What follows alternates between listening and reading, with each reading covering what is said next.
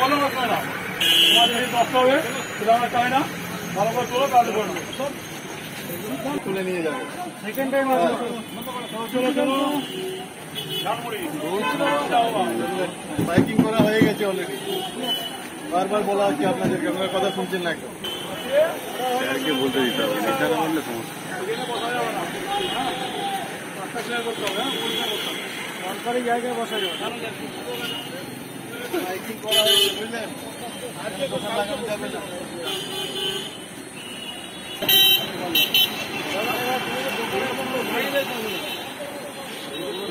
দোকান নিয়ে চলে এসেছে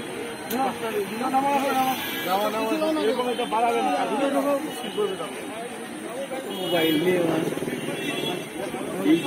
দেখো না।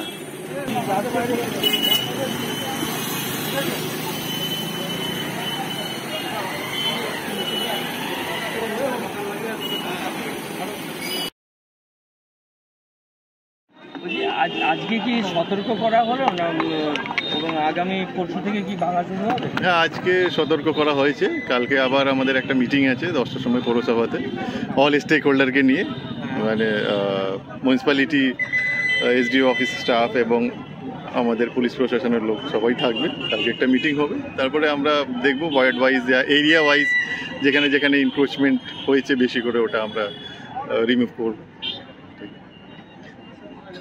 এর আগেও অনেকবার উচ্ছেদ করা হয়েছিল, আবার বারে বারে এরা বসছে, সরকারি জায়গা থেকে যেগুলো বসছে সেগুলোই তুলে দেওয়া হবে তো?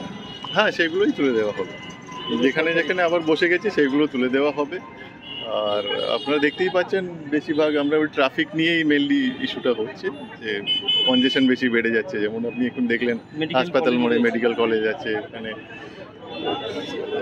এখানে দেখছেন যে এই হসপিটাল মোড়ের চারদিক দিয়ে রাস্তা আছে, সামনে রেল লাইন আছে, এখানে একটু কনজেশন বেড়ে গেলে অফিস আওয়ারে দেখবেন যে বেশি ভিড় হয়ে যাচ্ছে।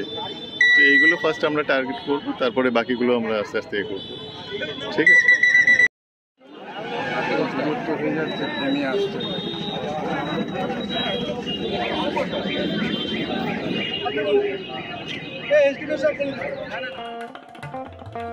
দেশ থেকে বিদেশ, জেলা থেকে ব্লক, রাজনীতি, খেলা, বিনোদন সমস্ত খবরে টাটকা আপডেট পেতে সাবস্ক্রাইব করুন আমাদের চ্যানেল হলদিয়া লাইভ।